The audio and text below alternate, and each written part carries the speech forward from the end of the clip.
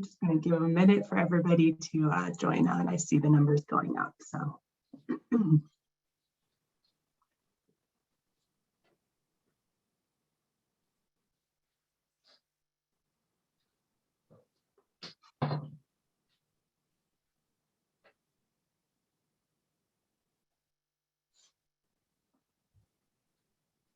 Okay, so it looks like it is 1 o'clock on the dot. So just want to say hello and thank you all for attending today.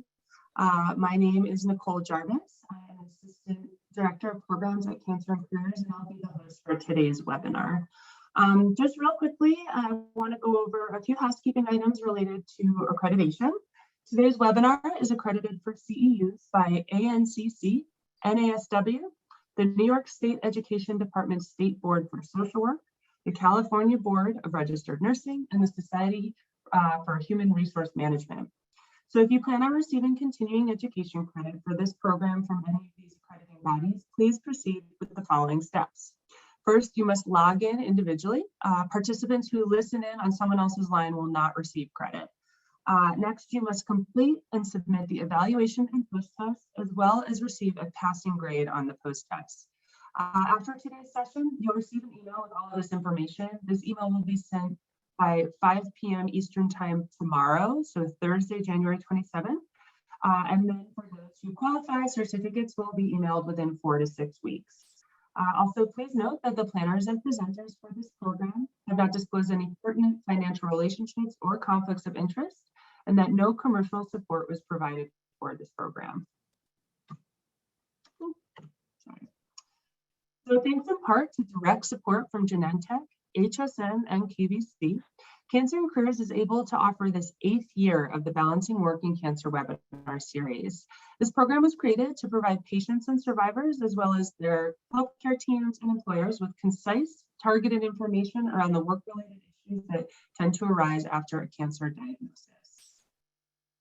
Additionally, we'd like to recognize Cancer and Careers year-round sponsors who support all of our core programs and allow us to continue providing all of our resources and services free of charge. Many of you are aware of the pressure and stress that comes with job hunting. Looking for a new job during or after cancer treatment can often feel overwhelming, but we really want to help you see that it's possible and definitely manageable. Our goal here today is to make sure that you're as well prepared as possible as you apply for a job. Today, we're going to be focusing on the tactics that make you successful and effective in your job search. In this session, you'll learn tips on creating an effective resume, how to ace an interview, including addressing those questions about a gap on your resume, and so much more. We understand that each of you may have your own unique questions too that may not be answered throughout today, so we'll have some time for those at the end of the hour. All questions that you want answered should be entered into the Q&A box, which is either located at the top or bottom of your screen. Please do not ask questions for Julie in the chat box, as we won't see those. If you're joining us via phone today, you can press *9, which will alert us of your question. So here to take us through this topic, I'm thrilled to introduce Julie Jansen. Julie is a speaker, trainer, coach, and author who's helped thousands of professionals find success and satisfaction at work, as well as finding work that is gratifying. In addition to writing 2 books, Julie is one of the original coaches at CAC, helping patients and survivors with their individual employment challenges. Following Julie's presentation, as I mentioned, there will be time for you to ask questions, but for now, I'd love to get us started and hand it over to Julie. Thanks, Nicole. I appreciate it. Well, here we are, the first webinar of the year. I feel a little rusty, but let me jump in. So, I might need help with the slides, Scott, if you don't mind. So, as you all are painfully aware, we are several years into living with COVID-19. Interestingly, though, other than one-way interviews, which are kind of really interesting, and virtual video interviews and hiring practices and processes, not much else about job search has really changed. So no matter, managing the psychological aspects of a job search can be difficult, and this coupled with your individual cancer experience makes it even tougher. So this presentation is going to dig into how to create your job search strategy and the tactical elements of looking for a job, and we will, as Nicole mentioned, have time for Q&A. So before we start, this is the same advice that I have given job seekers before the pandemic. I'm constantly surprised by how few people are not completely aware of their expenses beyond their rent or a mortgage. There are always non-essential expenses that you can cut down or eliminate altogether. And staying on top of that is pretty important. Taking care of yourself means managing your stress, exercising regularly, doing things you enjoy, rediscovering your passion, or even finding new hobbies, which no doubt many of you have done during the pandemic. Consider a side gig. If you have skills that you can offer others virtually, think about doing this just to stay productive and get experience. Hire a career coach or a professional resume writer, or contact your alumni association of the college or university you attended to see what assistance they might be able to give you. Boost your skills. Analyze job descriptions by listing the required skills and experience and comparing those to your current knowledge or experience.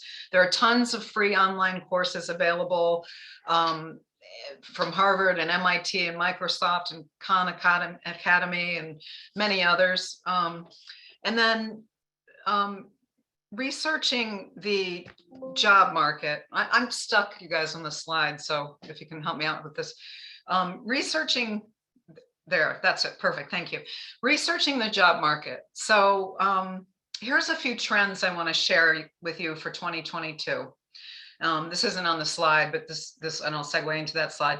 Monster's 2022 Future of Work report found that 93% of employers plan to hire in 2022, up 11% from 2021. The biggest challenge that both applicants and employers continue to have with virtual interviewing and recruiting is it's harder to tell if culture and values align.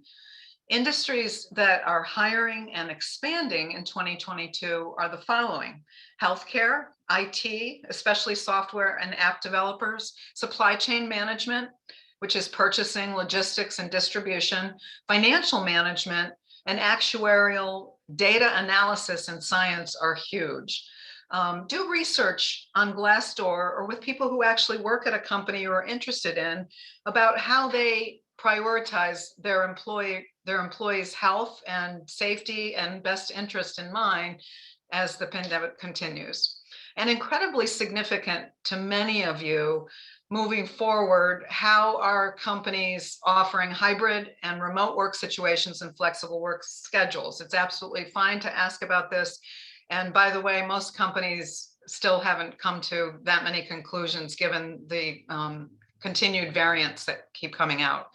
So what does it take to succeed in a job search? I need next slide, please. Thank you. So a personal inventory of your experience, your achievements, your abilities, and your interests. This is a really important first step in job search. Update your resume and your LinkedIn profile now. Learn how to present yourself virtually, how to answer tough questions, and how to stand out from other candidates. Do your research online and by talking to people on some of the things that we just covered in the previously.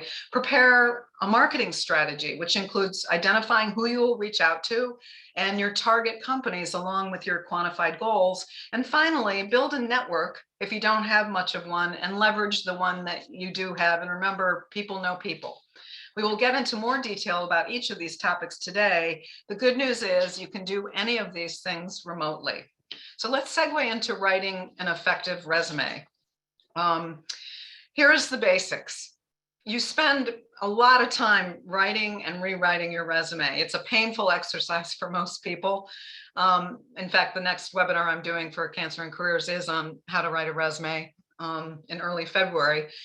You shouldn't expect, though, that someone's going to read each word with equal care. It's almost certain that someone will skim through your resume in 6 to 30 seconds.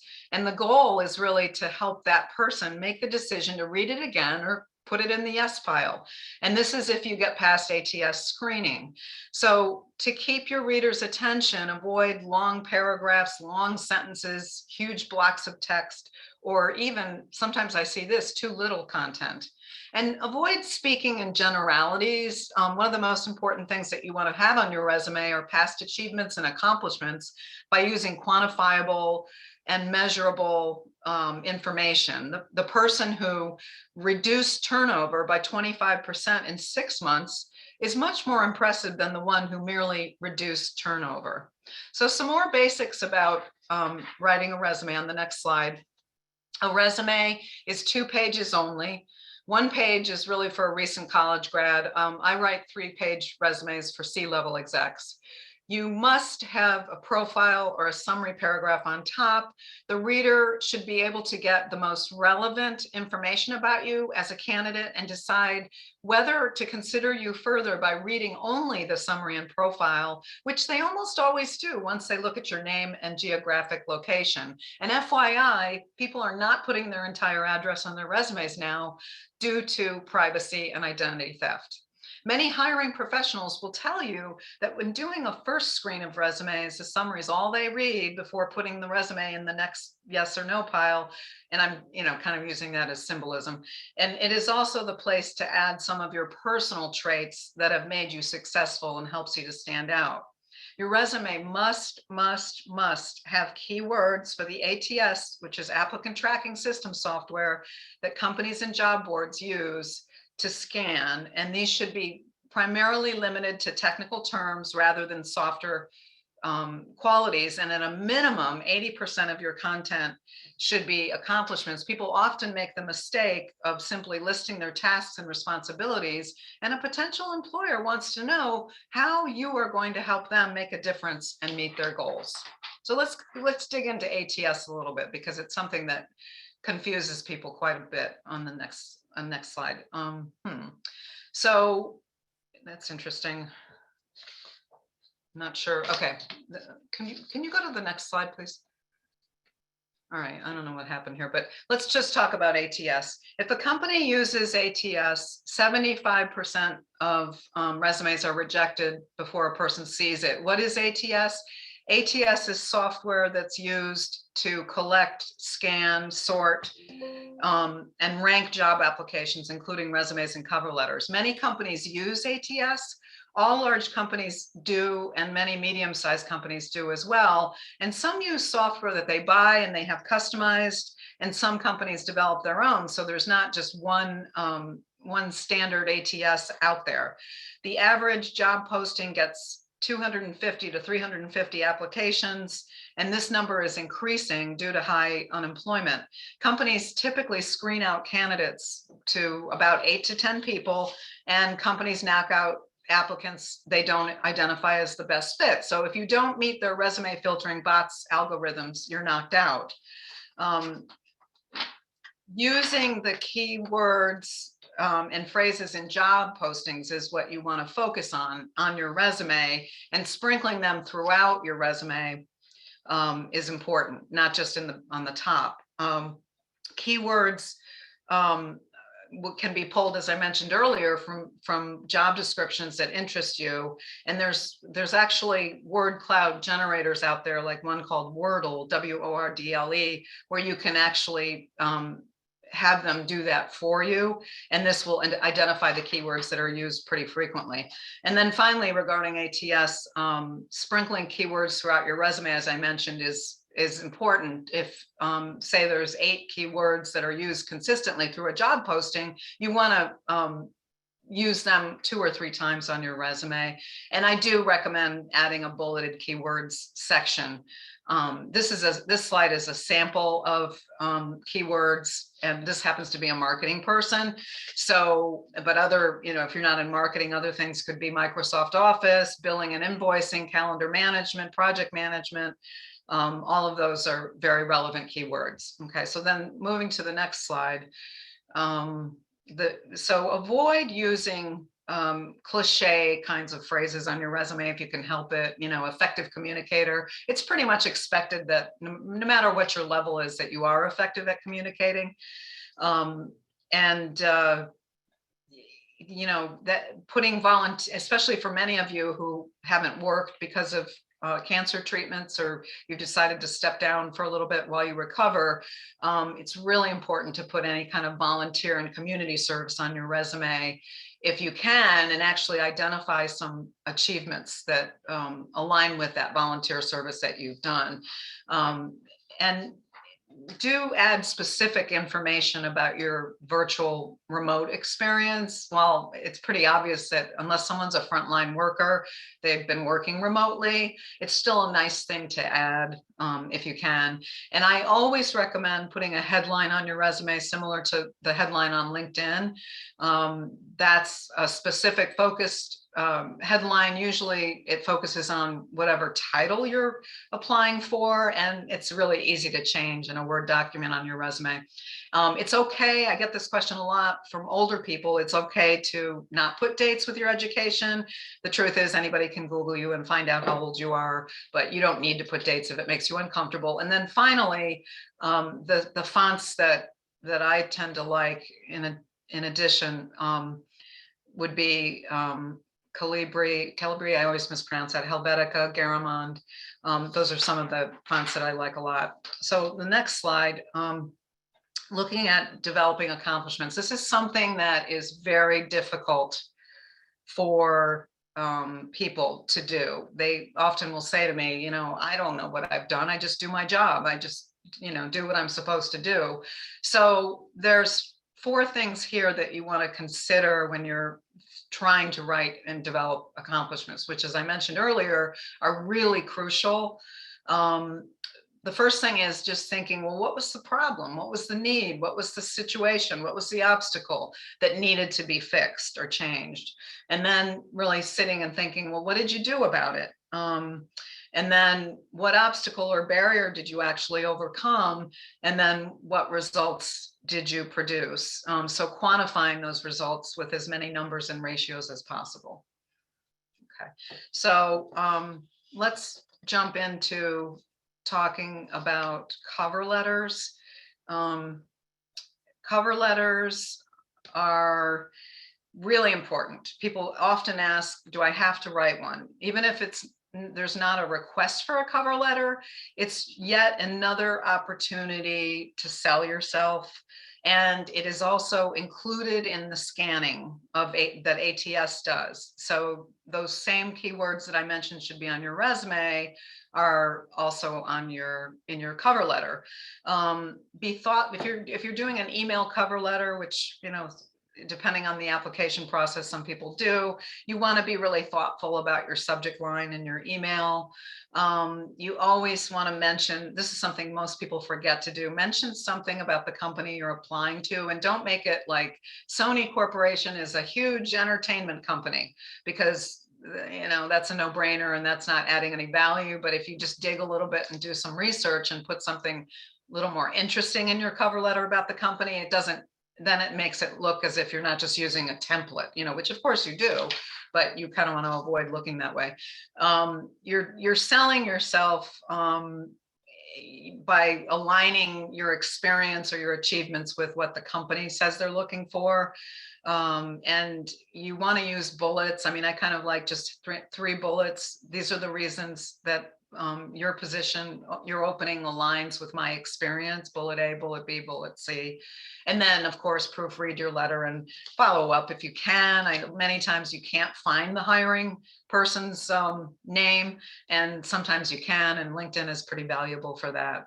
So let's jump to talk briefly about job aggregate boards. They're very useful for a lot of things. They're useful for researching job descriptions in companies. They've got lots of great content, but it's better if you go, it's great to use Ladders and Idealist, which is, I know Cancer and Careers uses that site for hiring, Simply Hire, Jibber Jobbers for organizing. It's great to look at all of those. I usually recommend, though, that you go directly to the company's website and see if the posting is there. So again, job aggregate boards are very useful, but I would go the next step and look on LinkedIn for the job posting, or look on their specific website. So, and then segueing to social media, on the next slide. Social media is, it's overwhelming, no question. You don't need to be active on every social media site. I mean, I have an Insta account. I honestly don't do anything on Insta except look at funny things. It's not as suitable for my business, but if you love Insta, that's great, but it's not typically for business unless you have a creative business. If tweeting, there are people that tweet. I like to I do tweet, but I follow a lot of people. I like it for that. If you want to start a blog, sometimes people who have had a cancer experience do start a blog. You just want to be cautionary about that, and just get up to speed on disclosure, privacy. Cancer and Careers has a huge amount of content about those topics to protect yourself, because it can get a little bit tricky if a company might learn that you've had cancer and you might not want to be known as that. Facebook is Facebook. Lots and lots and lots and lots of content is shared on Facebook, but overall, I think the most important point on this slide is just to manage your digital reputation on a regular basis, regularly review, the different settings and the way that you come across, and because you really can't erase it. So, and then one more thing is you can set up a Google alert for yourself and see when you pop up. I know I have a Google alert that's been set for myself for many years, and I always find out, sometimes it's other Julie Jansen's, but I always find out when I'm in a publication, which is nice. Regarding, on the next slide, regarding employers and social media, I would venture to say, while I don't have hard stats to support this, I would venture to say all employers are using social media to screen candidates. So they rely heavily. So that's just another reason to use social media more prudently, and to check your social media accounts for anything that might be inappropriate. And what seems to be inappropriate to you might not be to someone else. So I would be, pretty diligent about this. And then as far as your digital footprint, on the next slide, is just be prepared. Each of you are different about how you address your cancer diagnosis or your financial situation. Some people want to be very open and candid about it, and others don't want anybody to know, and people fall in between. So just being able to address these topics, anything that might come out in a background or credit check. I mean, credit checks aren't used that often for most jobs, unless it's in financial services, or high security jobs, but volunteer work in the cancer community. It's interesting. I've always wanted to say this. I've been volunteering for Cancer and Careers for many years, and nobody's ever asked me, and everybody that knows me knows about it because I'm pretty public about it. And nobody's ever asked me if I've had cancer, which I find fascinating.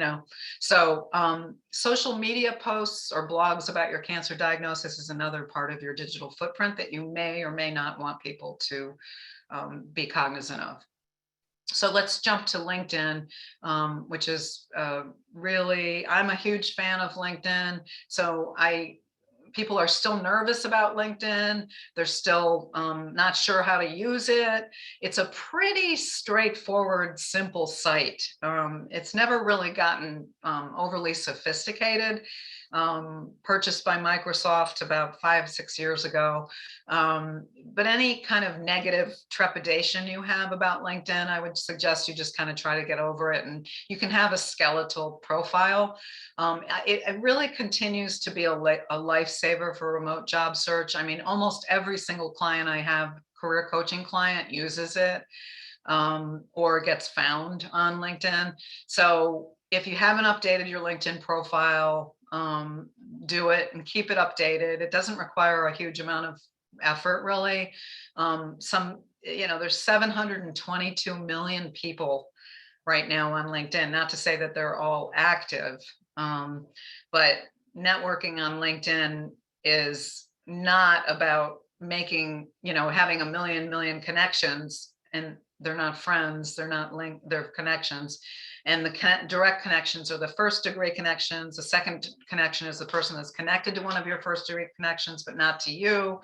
And I mean, I suggest that you send an invitation to connect with anyone you talk to on LinkedIn, because that will serve to refresh your memory about them moving forward, and being sure to personalize your invitation rather than clicking on the default invitation.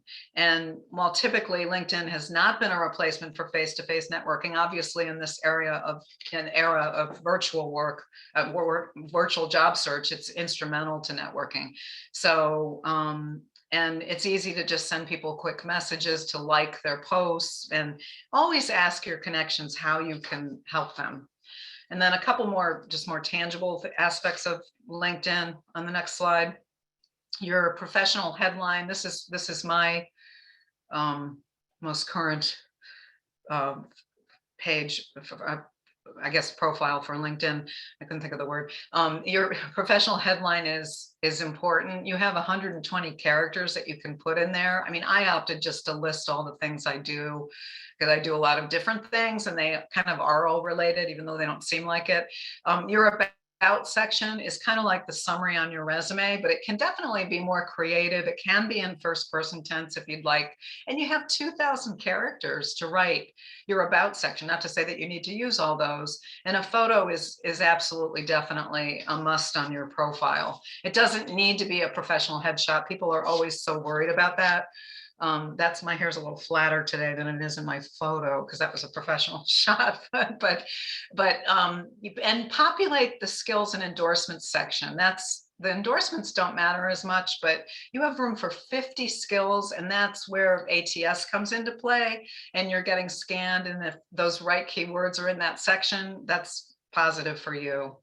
More about LinkedIn on the next slide. Ask for recommendations from people. Having recommendations that are from 2016 it's fine, but you kind of want up-to-date recommendations, because that's probably one of the kind of more creative elements of LinkedIn, where people do like to read those. And you can ask someone for a recommendation and kind of steer them in a direction of what you want them to focus on or emphasize.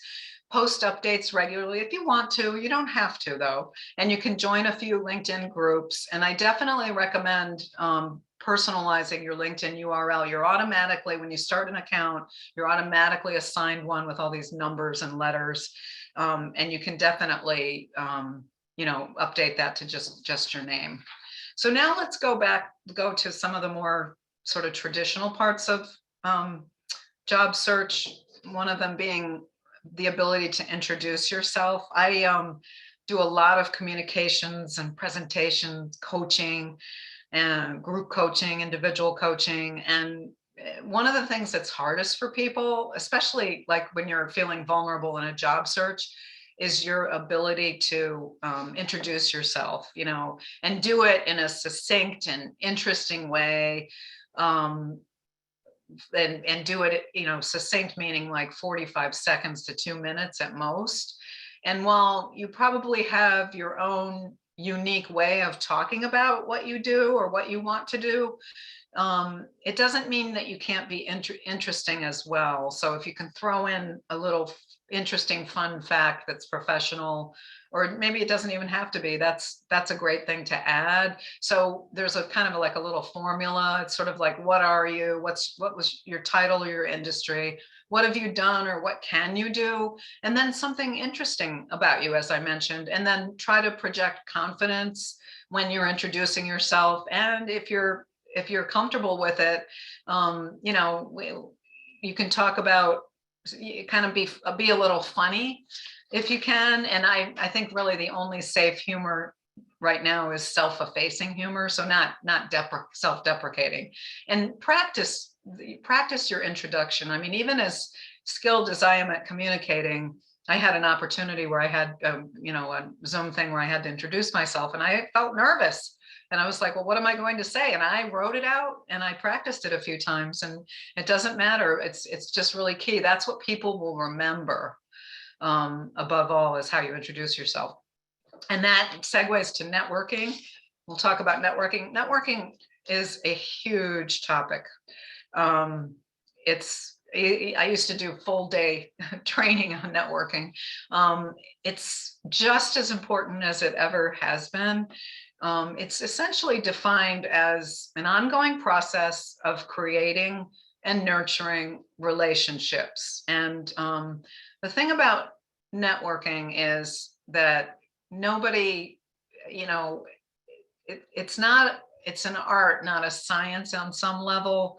But the truth is, probably 85% of all jobs are found through networking. Now, I mentioned LinkedIn earlier, but what happens is someone might find you, but then you're going to network to find someone who works at the company, to find out, what the company's like to work for. So no matter, even if a recruiter contacts you and says, we want to interview you, you're still going to use networking as an activity to gather information and to help people understand who you are and what you're capable of. So there's something called the hidden job market, and that's a lot of jobs are in that bucket, which means these jobs are not posted. They're sort of a glimmer in someone's eye of, if we can find this kind of person, we would hire them. Often it can be a referral from an employee at the company who says, I know someone who's perfect for this, would you consider? And there's a lot of those jobs. So don't just assume that all jobs are posted or advertised, because that's not true. It's been said that you're only 6 or 7 people away from anybody that you want to meet. There's an author named Mark Victor Hansen who said the average person knows at least 250 people. Now, most of you are probably sitting there thinking, no, I don't know 250 people, but you really do. And if 250 people know 250 people, you actually have access to 62,500 people, and you don't need 62,500 people to conduct your job search, but it's just that. And then the other thing is 30% of jobs are created through someone and so even more of a point of leveraging networking. So when we're looking at networking remotely, it's a little tough because on the next slide, networking remotely is like, it gets a little exhausting to be sitting on Zoom. I mean, I know yesterday I coached 8 people on Zoom. Tomorrow I'm coaching 8 people on Zoom, and every day it's endless, but the meetings tend to be shorter. It's still important to see other people, even if you can't sit across from them and have a cup of coffee or eat something. So and I know it's a crazy world, but there are plenty of people out there who care and who are open to connecting and helping. I mean, I know I continue to get outreach from people. I got someone texted me yesterday, and she saw some of my posts on LinkedIn, and she was a client of mine at a big company, and I hadn't talked to her. I looked at the date on the text. It was 2013. I mean, I was like embarrassed, but she was like, Julie, I'd love to catch up and see what you're up to. And I was like, I'm there, so we scheduled a Zoom meeting. So it's kind of interesting and fun. And you really do have a captive audience. And there's lots of, I'm trying to push people to talk to me on the phone again. It's a little bit hard because people are so wired now to do video. But everybody's been affected by the pandemic, and everybody needs help with something. And so looking at this next slide, really the best way to network is to weave it into your life, to have it be a daily thing. And many people say to me, well, I work all the time. I'm working 10 hours a day. Well, in the morning and at night, just reach out to someone you haven't talked to. It's pretty easy to do on LinkedIn.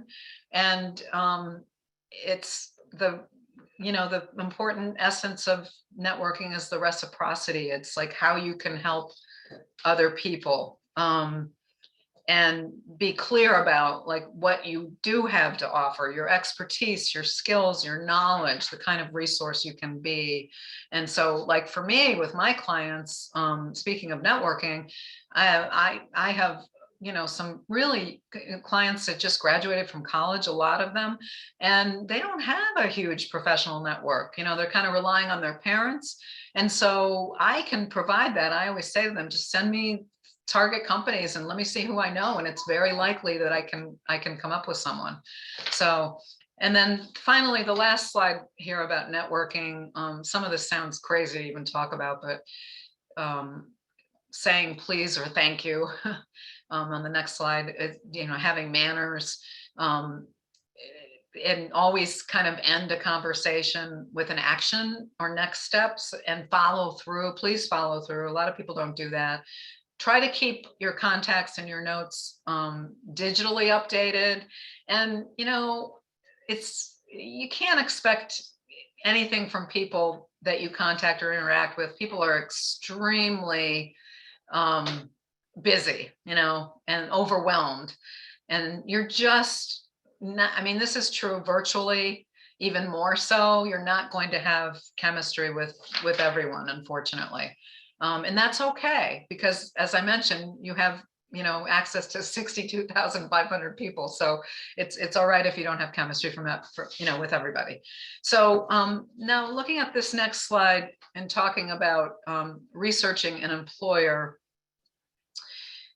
We've already talked about this a few times, but I can't stress how significant it is to do this. Glassdoor is okay from the standpoint of it's real people who have worked at the company or maybe do work at the company. I do find Glassdoor to be a little bit skewed towards sometimes negative information.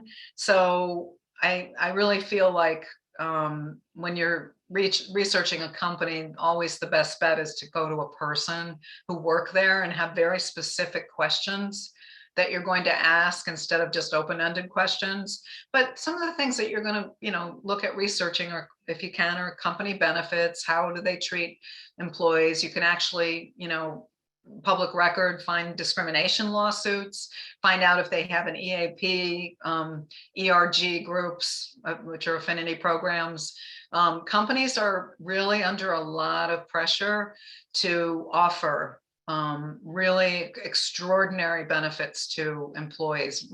The table has turned, and they're under a lot of pressure to do that. And so the more you can find up front, and also there's I guess I'll talk about it when we talk about compensation, but there's pay transparency laws now, which are awesome. So just passed as of April in New York City, for example, there is going to be, it will be a law that companies have to discuss what salary compensation they're going to be offering, rather than waiting to the end of the interviewing process, which is nice. So it's no longer, and this is going to pass across the country, there's no longer going to be that horrific guessing game that candidates and applicants have to go through. Looking just briefly at online applications on the next slide. They're just burdensome. People hate doing them. So you want to try to kind of do some shortcuts. You know, always obviously update your resume, save it as your name resume.doc for applications. We've already talked ad nauseum about ATS and keywords, and the need to always submit a cover letter.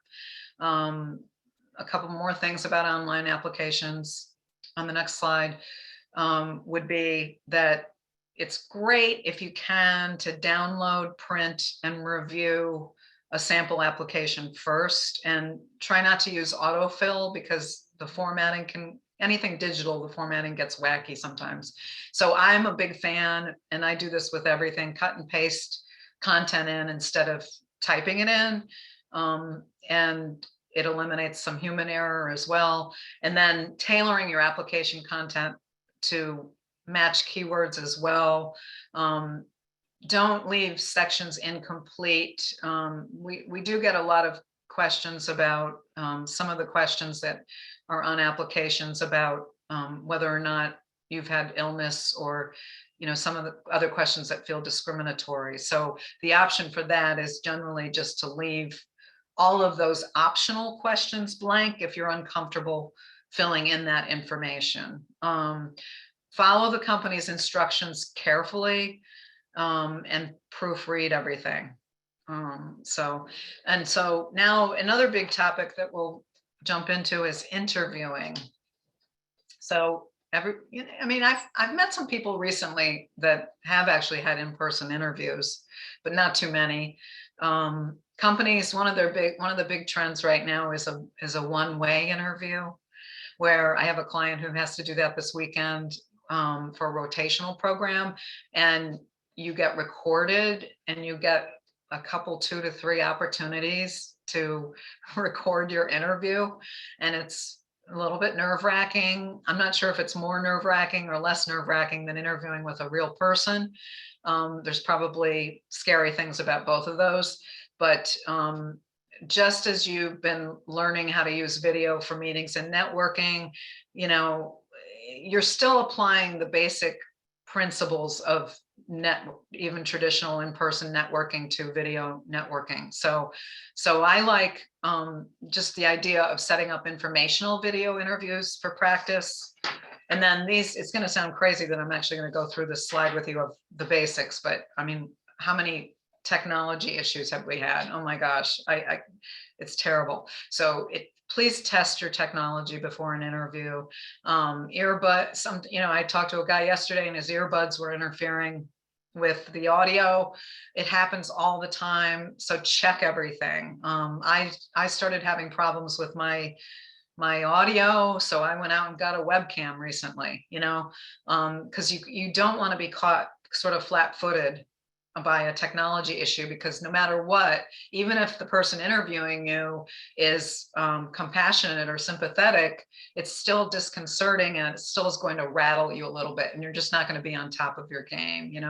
So now you can turn your virtual background to blurry, which is a trend right now. I find that a little distracting, the blurriness, but a lot of people are using that now.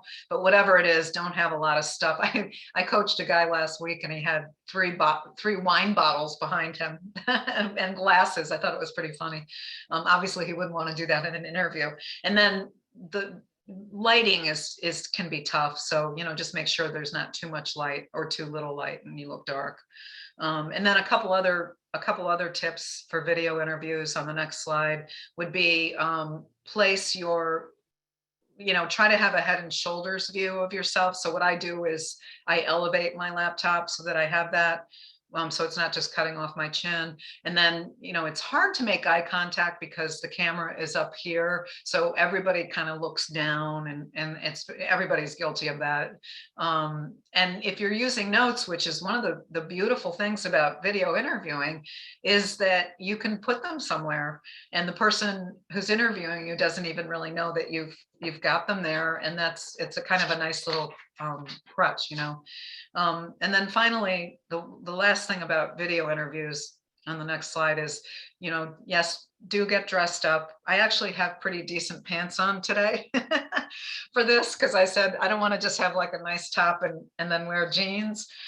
So I have a full outfit, which is something I don't, most of us don't do that often anymore.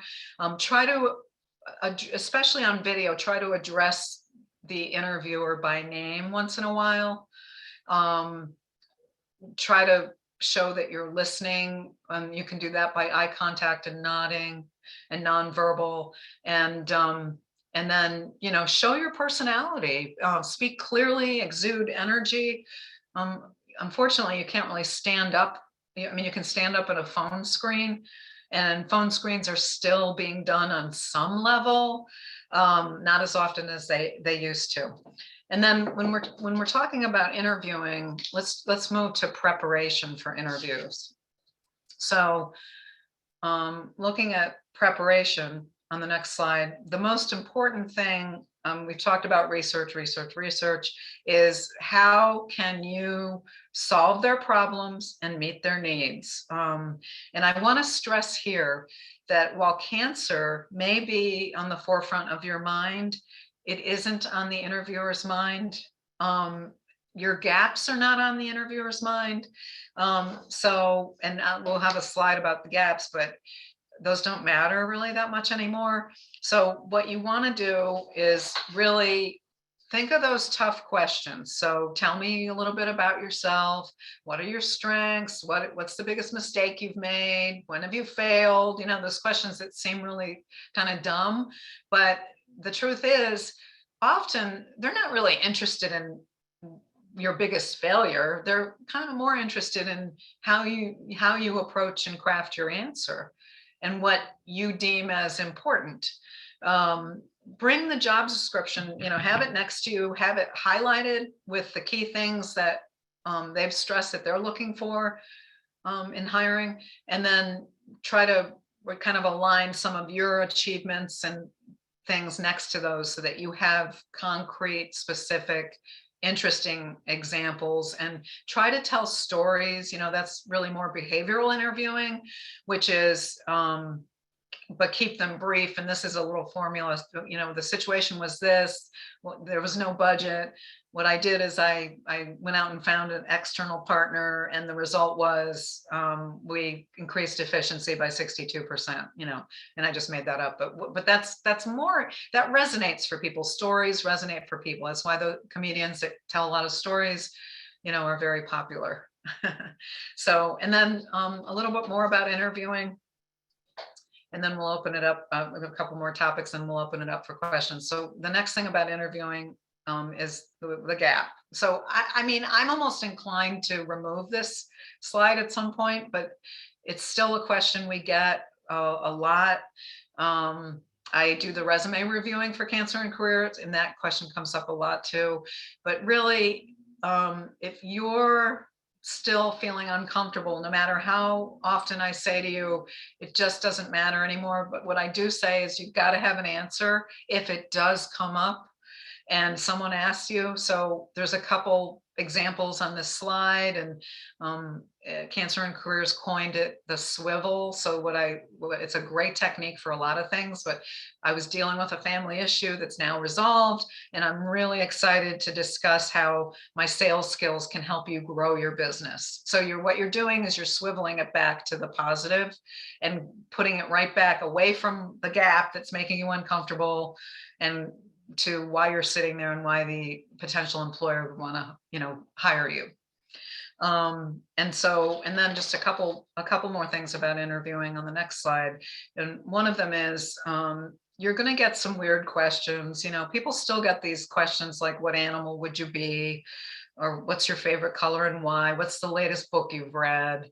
Try to stay composed. And even if it's a quirky question, try to be, instead of, I think what I did was, this is how I approached it. So use assertive language. It's just as important to prepare really smart, thoughtful questions to ask as it is to prepare answers to questions. So, and you want these questions to be thoughtful. They're not obviously questions about benefits, so it's more like, last person was successful in this role, what made her successful? What would you expect this person that you hired to achieve in the first 3 months? How would you describe the culture, the corporate culture, or things like that? Listen carefully to the question before responding. It's sometimes you're inclined to, you're nervous, or you have the answer practiced and you just want to get it out there, and you want to be careful not to do that and kind of jump over the interviewer and his or her words. It's a nice thing to sort of summarize what happened in the interview at the end. So and summarizing isn't like, well, I'm really interested in this job. What are the next steps? Because that's, again, like a little bit too cliched. So instead, what you want to do is say, well, I really love the way this job sounds, and your company is interesting. Is there anything that we haven't talked about that would help you decide to bring me back for an interview? We already talked about my skills here and my experience here and this here. And that's a nice way to sort of close it a bit, instead of waiting for the interviewer to do it. And you're just sitting there going, oh, nope, I don't have anything else to say. And now we talked about pay transparency. That will become, I'm guessing by the end of the year, most states will have passed that. So negotiating your compensation package. That's on this next slide is something that makes people nervous. I get a lot of questions about that. So the ideal time to negotiate is when an offer is on the table. So do your research about salaries. There's a lot of research out there. There's pay scale, there's salary.com, there's the Bureau of Labor Statistics, a government site. Indeed, lots of places where you can do some salary research.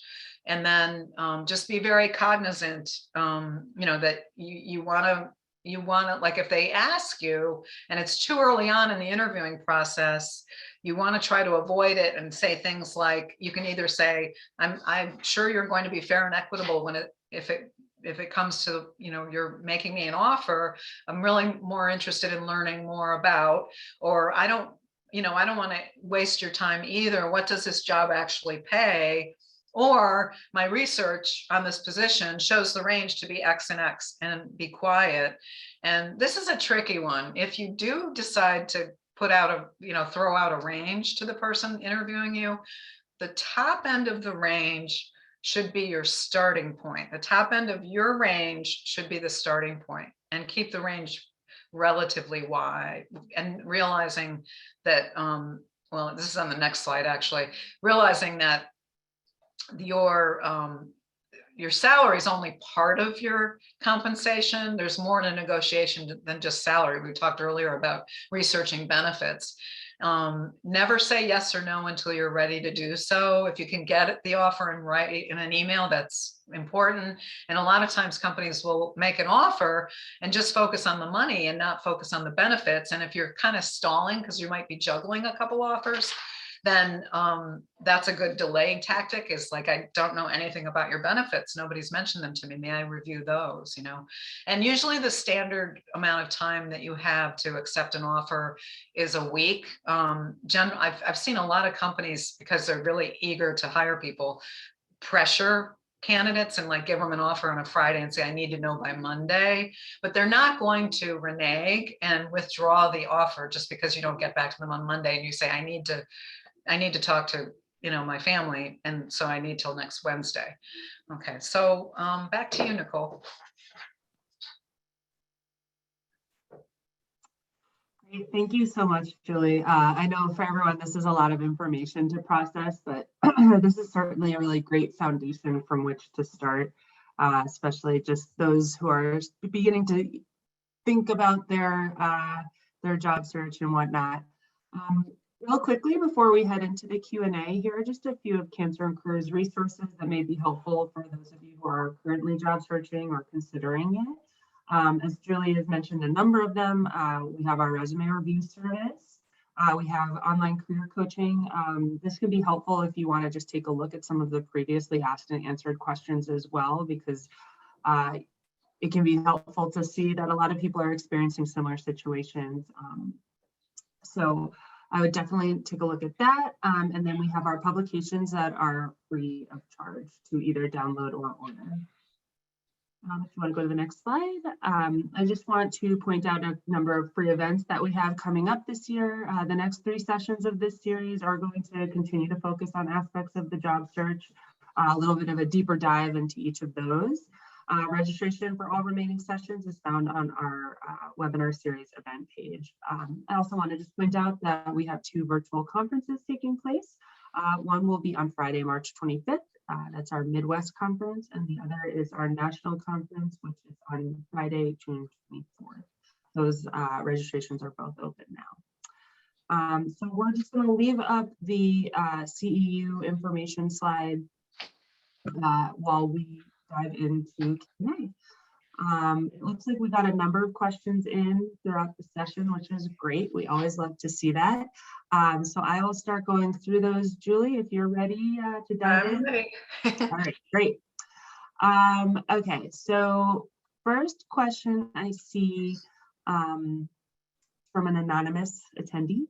A friend has been out of the workforce a while and wants to go back into an old field. Would a functional resume be a good idea for them? Also related, I want to change industries. So many of my skills are gained through volunteer gigs and old jobs. So will my recent experience be a detractor if I use a combo or standard resume where jobs are listed in order? Okay, so the functional resume format is a bit dated. So it's not something that I tend to recommend. However, there's a happy medium, and that is writing a summary on the top of your resume and then identifying like 3 to 4 competencies that are related to the person's old industry that they want to re-enter, and then putting some content next to that. So it's kind of like a third of the first page, and then it jumps into work experience. So that's how I would address that situation. And then the second part of the question, Nicole, was what was it again? No problem. It was about changing industries. So many of their skills are gained through volunteer gigs and old jobs. Right. Yeah. So they wanted to talk about their recent experience, if that would be a detractor. That's right. So I actually have seen a couple interesting approaches to this recently. One of them was that someone submitted a resume to the resume review service, and she had really volunteered for quite a long time and hadn't worked as a paid employee. And so she put her volunteer service up on top, where the work experience would generally be, and just put in parentheses that it was volunteer service, and really went into a great deal of more detail about the skills and the achievements, that she developed. And I thought that was nice, because more and more, the advice I give people is just put it out there. Like, don't try to hide anything, hide that you haven't worked, or hide that you have a gap, or hide that you want to change careers. Just put it in there in a meaningful way. So I like that approach. And it's also if you do the traditional format, like listing a summary and then bulleted keywords, the bulleted keywords would reflect the stuff that, the skills that you developed through volunteer service. And then, so that's a nice thing to do too, I think. But yeah, that's how I would approach that. Great. I think we always encourage people who have been out of work and maybe aren't fully prepared to return to a 9-to-5 job to kind of fill up their time with some volunteer work, so they can still utilize some of those skills that they have, and have something to show for some of that time when they were feeling up to it without that huge commitment of an actual position. Okay.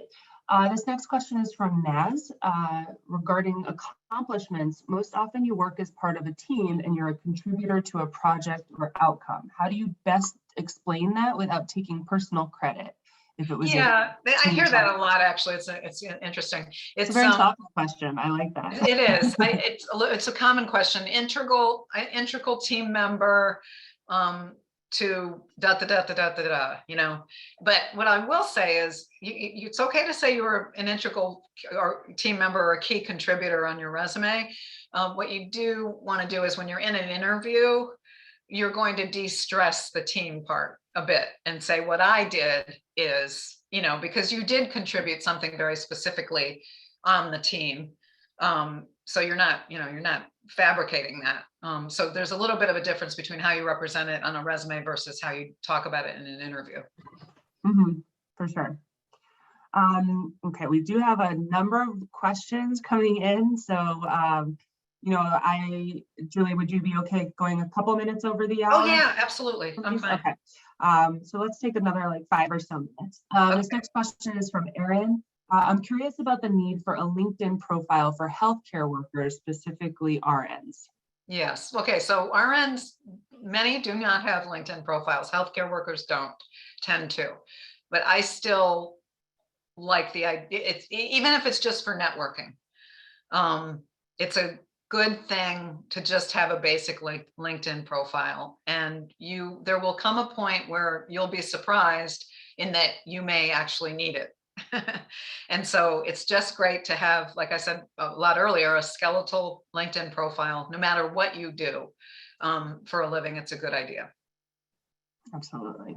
Yeah, I mean, I think there's definitely some professions where it doesn't seem as relevant, but like you said, it's just a good thing to have. And talking about online presence, you want that to maybe pop up instead of your Facebook or in front of your Exactly. Facebook. Yeah. That's true. This next question is from DW. What are the top social media sites that people are using, and which should go on a resume, for example, for marketing jobs? I'm not sure if the question means for interviewers using, or you looking for work. Yeah, I'm going to ask DW to clarify that. Yeah. Okay, while we're waiting for that, this one is from an anonymous attendee. Do you have advice for people who might feel less confident in their skills after cancer? Well, one of the things I think is a good thing to do is just maybe take some webinars. And LinkedIn, depending on what you do for a living, LinkedIn has a lot of little courses you can take where you can get certifications. Not that those mean anything to the rest of the world, but they help you build your confidence. Or if you go, like, just try to get a freelance project, but I think learning and doing will bring you back to feeling more confident. And also, like, go back to some of your former employers and ask them to write you a recommendation on LinkedIn. And that'll feel good when you read that. And then you'll find, I think, when you start talking to people, your confidence will build. It's just you're feeling, rusty, and that happens to everybody. So, yeah. Or if you've been in a job for a while that you haven't used specific skills that you're interested in using, it's the same kind of deal. You have to remind yourself of how you did. Maybe what can also be helpful if you have old performance reviews that kind of point out what your strengths are. It can just be a good little ego boost that we all need from time to time. Yes, definitely. Okay. This is a question from Dace. I hope I'm pronouncing that right. At the beginning of the webinar, you mentioned the biggest challenge for employers and employees for 2022 is matching values and culture. Yes. What's the source that shows this? It's my real professional experience. In that Dace said you pronounced it right. Dace, I've coached probably 10 people where their companies asked me to coach them during the pandemic, where their companies asked me to coach them because they didn't feel that they are fitting into the culture because they were hired virtually. And so those 10 people agreed that they don't fit, and so there's not a study of 5,000 people or anything that I can reference, but my real life experience is vivid. And companies are working really hard at trying to change their interviewing process so that they can do a better job.